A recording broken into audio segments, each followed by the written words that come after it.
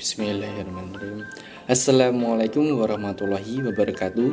Perkenalkan, nama saya Ferry Ramadhani dengan NIM 22.23.026517, program studi Pendidikan Guru Sekolah Dasar, Fakultas Keguruan dan Ilmu Pendidikan. Di sini saya akan menjelaskan apa itu evaluasi pembelajaran. Pasti belum tahu kan? Yuk, simak video berikut ini, jangan di skip ya. Yang pertama, apa itu arti dari evaluasi? Evaluasi yaitu proses yang dimulai dari mengukur, kemudian dilanjutkan dengan menilai.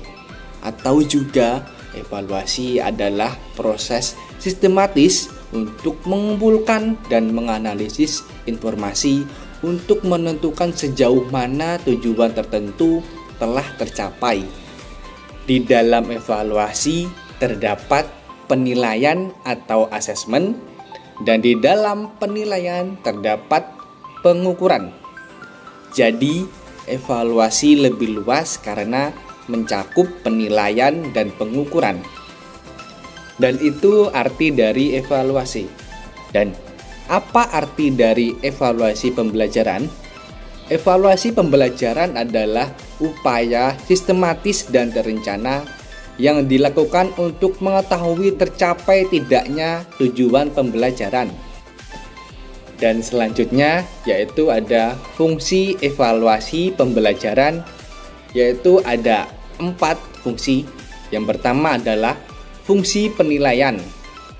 Fungsi penilaian adalah tidak hanya terbatas pengukuran hasil belajar, tetapi mencakup aspek-aspek dengan perbaikan berkelanjutan proses pendidikan.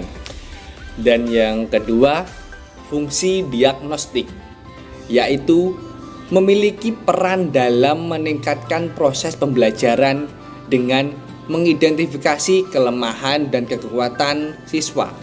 Dan yang ketiga yaitu fungsi penempatan, adalah untuk memastikan bahwa setiap peserta didik ditempatkan dalam pembelajaran yang layak. Dan yang terakhir atau yang keempat yaitu fungsi motivasi, yaitu menetapkan lingkungan belajar positif dan produktif untuk meningkatkan motivasi peserta didik. Dan di dalam tersebut yaitu ada hasil belajar, yaitu ada 3. Yang pertama, hasil belajar kognitif, hasil belajar afektif, dan hasil belajar psikomotorik. Yang pertama, hasil belajar kognitif atau kemampuan berpikir, seperti pemahaman, penerapan, dan analisis. Dan yang kedua, hasil belajar afektif atau sikap, seperti partisipasi dan karakterisasi. Dan yang ketiga atau yang terakhir yaitu hasil belajar psikomotorik atau keterampilan dan kemampuan bertindak, seperti kesiapan dan kreativitas. Dan selanjutnya yaitu jenis-jenis evaluasi pembelajaran, yaitu ada 3 jenis. Yang pertama yaitu evaluasi formatif, adalah evaluasi pembelajaran yang dilakukan untuk mengukur capaian sebagian materi pembelajaran yang telah diajarkan, seperti ulangan harian. Dan yang kedua yaitu evaluasi sumatif, adalah evaluasi pembelajaran yang dilakukan setelah satu paket pembelajaran telah diberikan, seperti ulangan akhir semester atau UAS. Dan yang terakhir yaitu evaluasi subsumatif, adalah evaluasi pembelajaran yang dilakukan setelah menyelesaikan sejumlah satu pelajaran, seperti ulangan tengah semester atau UTS. Dan selanjutnya yaitu prinsip-prinsip evaluasi pembelajaran. Yang pertama, komprehensif atau menyeluruh, adalah penilaian baik dari aspek perilaku, karakteristik, dan penilaian materi.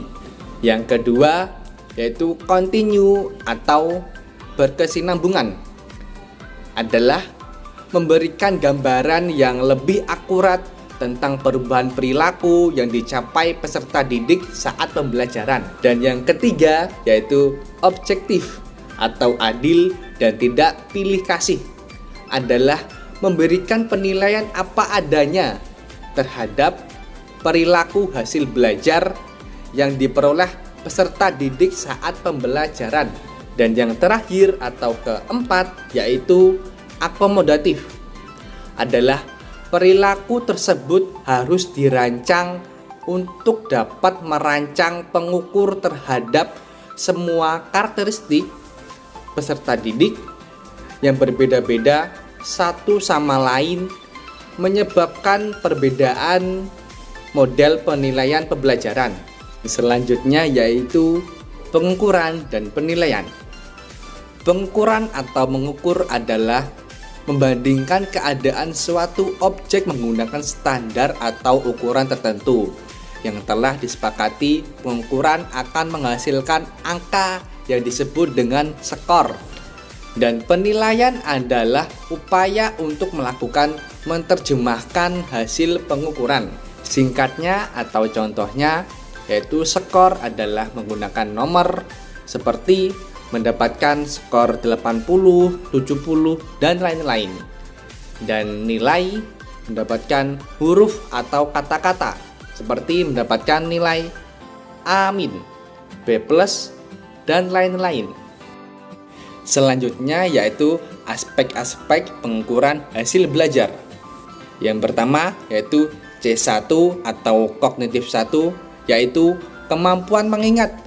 Contohnya, siapa presiden Indonesia sekarang? Dan lain-lain. Dan yang kedua atau C2 atau kognitif 2, yaitu kemampuan memahami.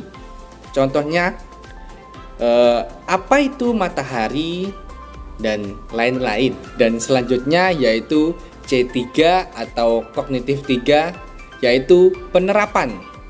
Seperti contohnya gunakan rumus persegi panjang untuk menghitung luas meja kalian.